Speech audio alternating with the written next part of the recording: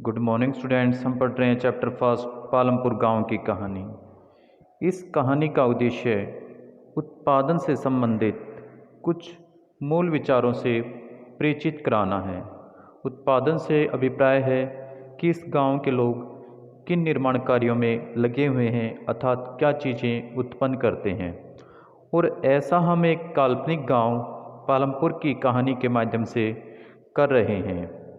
पालमपुर में खेती मुख्य क्रिया है, अर्थात पालमपुर में ज़्यादातर लोग कृषि करते हैं, जबकि अन्य कई क्रियाएं जैसे लघु स्तरीय, विनिर्माण, डेयरी, परिवहन आदि सीमित स्तर पर की जाती हैं।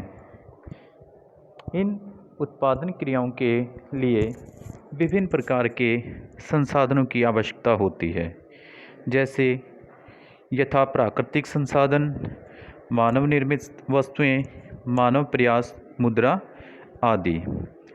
पालमपुर की कहानी से हमें विदित होगा कि गांव में इच्छित वस्तुओं और सेवाओं को उत्पादित करने के लिए विभिन्न संसाधन किस प्रकार एक दूसरे से समायोजित होते हैं। परिचय। पालमपुर आस पड़ोस के गांव और कस्बों से भली भांति जुड़ा हुआ है। एक बड़ा गांव रायगंज पालमपुर से 3 किलोमीटर की दूरी पर है। प्रत्येक मौसम में यह सड़क गांव को रायगंज और उससे आगे निकटतम छोटे कस्बे शाहपुर से जोड़ती है। इस सड़क पर गुड़ और अन्य वस्तुओं से लदी हुई बैलगाड़ियाँ, भैंसा बुग्गी से लेकर अन्य कई तरह के वाहन जैसे मोटरसाइकिल, जीप, ट्रैक्टर और ट्रक तक देखे जा सकते हैं। इस गांव में विभिन्न जातियों के लगभग 450 परिवार रहते हैं। गांव में अधिकांश भूमि के स्वामी उच्च जाति के 80 परिवार हैं। उनके मकान, जिनमें से कुछ बहुत बड़े हैं, ईंट और सीमेंट के बने हुए हैं। अनुसूचित जाति के लोगों की संख्या, जिन्हें दलित भी कहा जाता है, गांव की कुल जनसंख्या का 1/3 भाग हैं और वे गांव के एक कोने में काफ़ी छोटे घरों में रहते हैं, जिनमें कुछ मिट्टी और फूस के बने हैं। अधिकांश के घरों में बिजली है। खेतों में सभी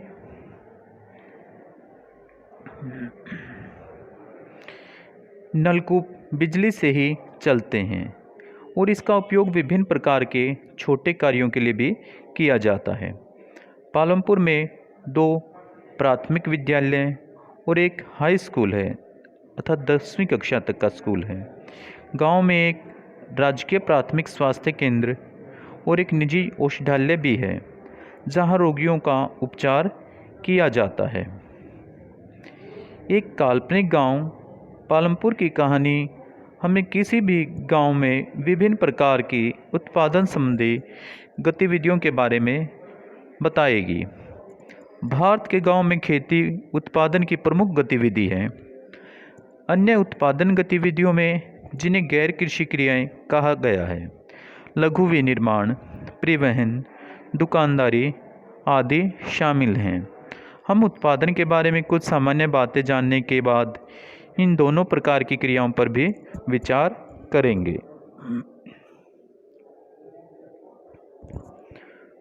उत्पादन का संगठन। उत्पादन का उद्देश्य ऐसी वस्तुएं और सेवाएं उत्पादित करना है जिनकी हमें आवश्यकता है। वस्तुओं और सेवाओं के उत्पादन के लिए 4 चीज़ें आवश्यक हैं। पहली आवश्यकता है भूमि तथा अन्य प्राकृतिक संसाधन जैसे जल, वन, खनिज। दूसरी आवश्यकता है श्रम, अर्थात जो लोग काम करेंगे। कुछ उत्पादन क्रियाओं में जरूरी कार्यों को करने के लिए बहुत ज़्यादा पढ़े लिखे कर्मियों की ज़रूरत होती है। दूसरी क्रियाओं के लिए शारीरिक कार्य करने वाले श्रमिकों की ज़रूरत होती है, अर्थात कुशल और अकुशल दोनों प्रकार के श्रमिकों की ज़रूरत पड़ती है। प्रत्येक उत्पादन के लिए आवश्यक श्रम प्रदान करता है। तीसरी आवश्यकता है भौतिक पूंजी, अर्थात उत्पादन के प्रत्येक स्तर पर अपेक्षित कई तरह के आगत। क्या आप जानते हैं कि भौतिक पूंजी के अंतर्गत कौन कौन सी मदें आते हैं? देखिए, औजार, मशीन, भवन। औजारों तथा मशीनों में अत्यंत साधारण औजार जैसे किसान का हल से लेकर परिष्कृत मशीनें जैसे जनरेटर, टरबाइन, कंप्यूटर आदि आते हैं। औजारों, मशीनों और भवनों का उत्पादन में कई वर्षों तक प्रयोग होता है और इन्हें स्थायी पूंजी कहा जाता है। कच्चा माल और नकद मुद्रा। उत्पादन के कई प्रकार के कच्चे माल की आवश्यकता होती है, जैसे बुनकर द्वारा प्रयोग किया जाने वाला सूत और कुम्हारों द्वारा प्रयोग में लाई जाने वाली मिट्टी। उत्पादन के दौरान भुगतान करने तथा जरूरी माल खरीदने के लिए कुछ पैसों की भी आवश्यकता होती है। कच्चा माल तथा नकद पैसों को कार्यशील पूंजी कहते हैं। औजारों, मशीनों तथा भवनों से भिन्न ये चीज़ें उत्पादन क्रिया के दौरान समाप्त हो जाती हैं। एक चौथी आवश्यकता भी होती है,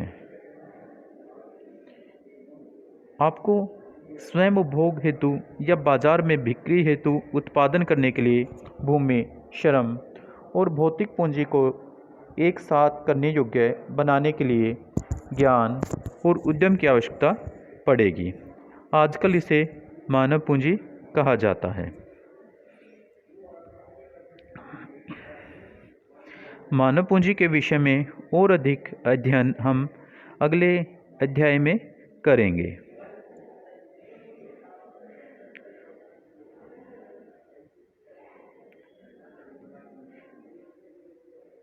उत्पादन भूमि, श्रम और पूंजी को संयोजित करके संगठित होता है, जिन्हें उत्पादन के कारक भी कहा जाता है। पालमपुर की कहानी को पढ़ने के क्रम में हम उत्पादन के प्रथम 3 कारकों के बारे में और अधिक सीखेंगे।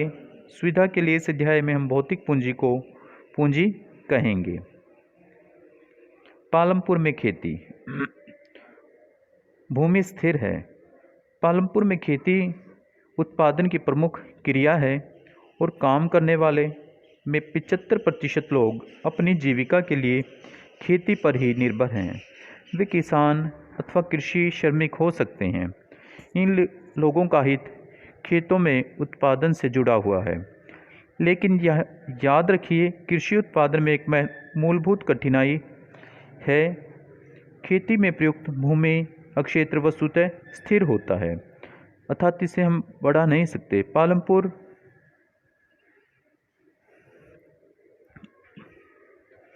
में वर्ष 1960 से आज तक जुताई के अंतर्गत भूमि क्षेत्र में कोई विस्तार नहीं हुआ है।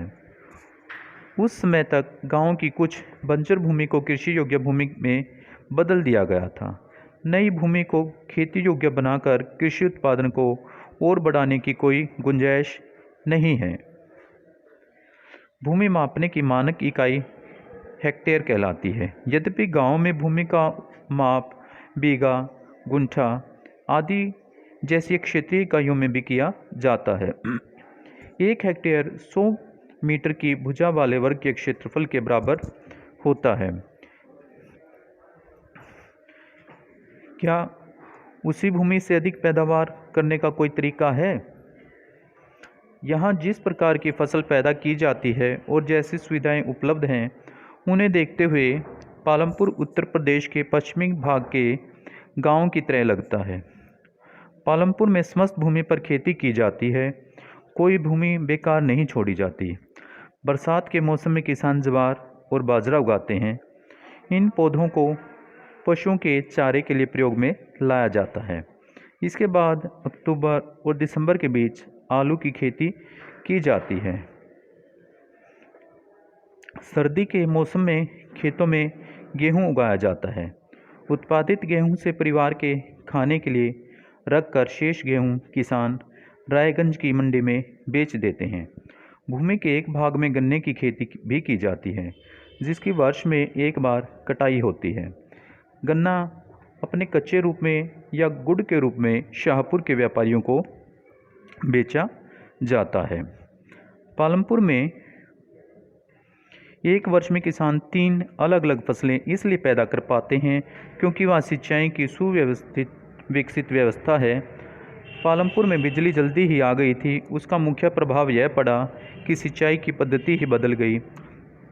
तब तक किसान कुओं से रहट द्वारा पानी निकालकर छोटे छोटे खेतों की सिंचाई किया करते थे।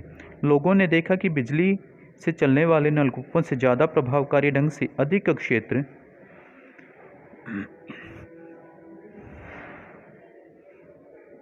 की सिंचाई की जा सकती है। प्रारंभ में कुछ नलकूप सरकार द्वारा लगाए गए थे, पर जल्दी ही किसानों ने अपने निजी नलकूप लगाने प्रारंभ कर दिए।